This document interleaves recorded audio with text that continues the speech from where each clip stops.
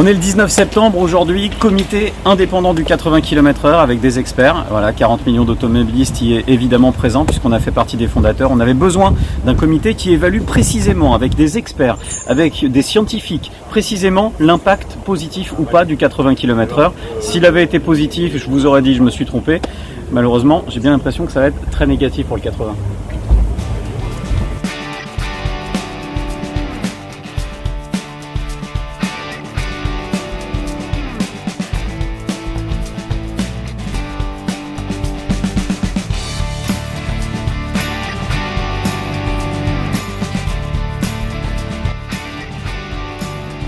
Ça y est, fin du comité indépendant d'évaluation du 80 km/h, des précisions ultra importantes. On a eu connaissance notamment du rapport de Rémi Prudhomme, professeur émérite d'économie, notamment au MIT, Harvard, rien que ça. Et on est avec le président du comité indépendant d'évaluation du 80 km/h, Jean-Luc Michaud.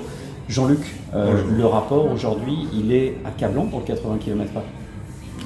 Il n'est pas accablant, mais il n'est pas probant. Il montre de manière chiffrée, extrêmement approfondie, extrêmement rigoureuse, que l'application du 80 km/h, pour l'instant, n'a pas produit d'effet significatif. On est dans l'incapacité aujourd'hui de dire que ça a sauvé 100 vies, comme on a pu l'entendre en début d'année, en gros. Oui, tout à fait.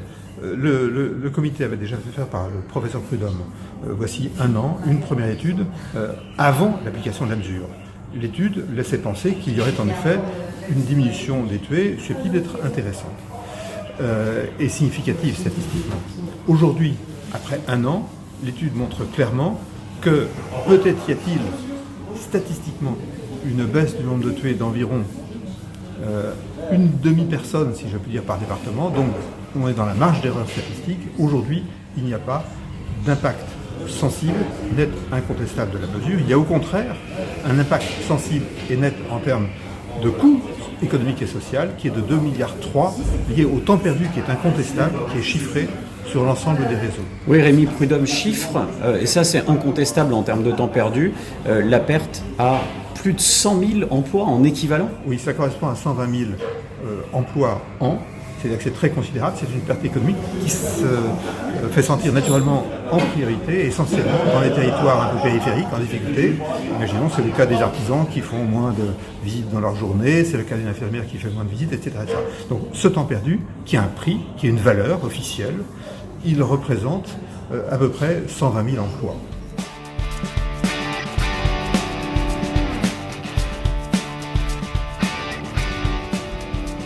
Bon, il paraît que c'est Teddy qui l'a dit. Il paraît que le super éthanol, ça fonctionne plutôt pas mal. Et d'ailleurs, Ford vient de sortir un véhicule, le Ford Kuga, qui roule à l'éthanol.